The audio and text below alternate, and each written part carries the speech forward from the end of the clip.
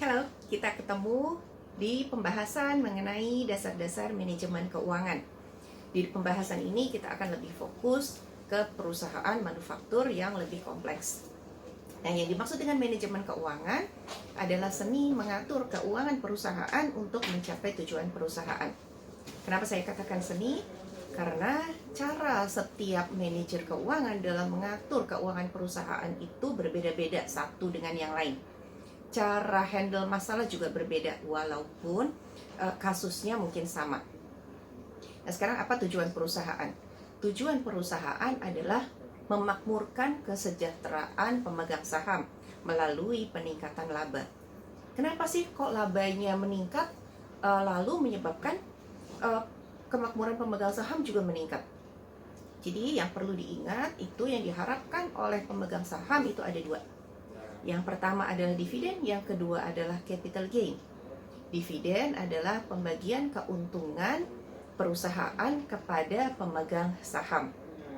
Jadi wajar bila laba perusahaan meningkat, maka kemungkinan dividen yang dibagikan juga akan makin besar.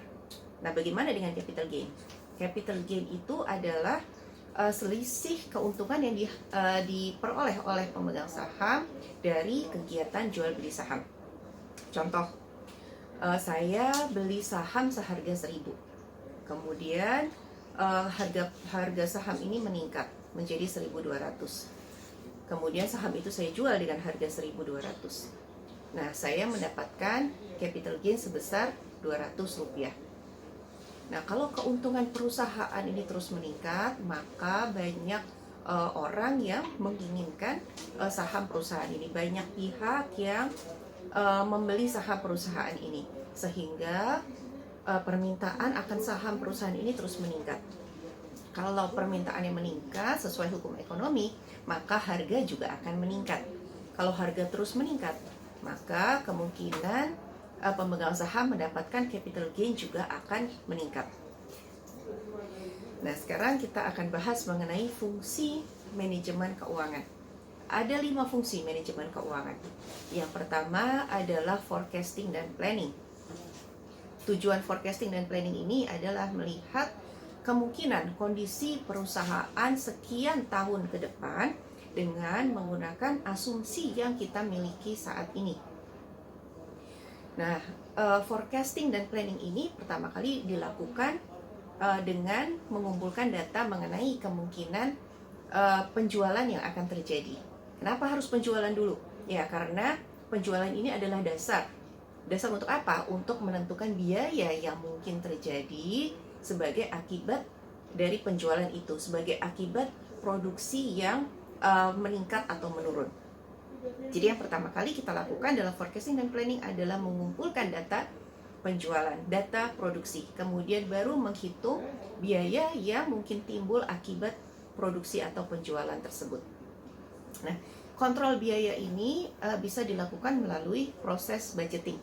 Jadi setiap departemen dalam perusahaan itu diberikan jatah dana yang bisa digunakan untuk produksi dengan menggunakan asumsi jumlah produksi saat ini untuk sekian periode ke depan. Kemudian fungsi yang kedua adalah investasi besar dan keputusan keuangan. Dalam fungsi ini perusahaan bisa memutuskan mau melakukan investasi apa, kemudian berapa jumlahnya, kemudian dibiayai dari mana, sumber-sumber dananya itu dari mana. Kemudian fungsi yang ketiga adalah koordinasi dan kontrol.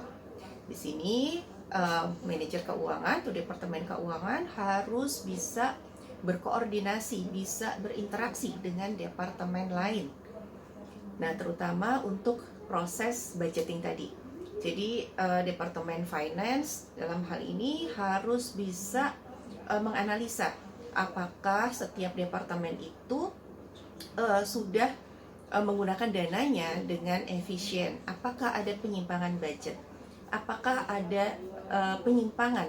Apakah ada dana yang seharusnya tidak dikeluarkan dan lain-lain. Kemudian countermeasure apa yang dilakukan untuk menghadapi penyimpangan tersebut. Fungsi yang keempat adalah terlibat dalam pasar uang dan pasar modal. Jadi dalam hal ini perusahaan harus mencari sumber dana untuk memenuhi kebutuhan mata uang asing jika ada. Kalau perusahaan ini adalah perusahaan terbuka, maka perusahaan ini bisa mencari dana, bisa mencari modal dari pasar modal. Tetapi kalau perusahaannya adalah tertutup, maka pemegang sahamnya juga terbatas, hanya dari internal. Sehingga perusahaan seperti ini tidak bisa mencari modal di pasar modal. Yang fungsi yang kelima, yang terakhir adalah manajemen risiko. Bagaimana perusahaan ini bisa melakukan antisipasi terhadap pergerakan nilai tukar. Bagaimana perusahaan bisa antisipasi terhadap perubahan tingkat bunga. Misal, perusahaan harus melakukan hedging atau lindung nilai. Nah, untuk pembahasan kali ini cukup sekian. Dan kita ketemu lagi di lain waktu. Terima kasih. Bye-bye.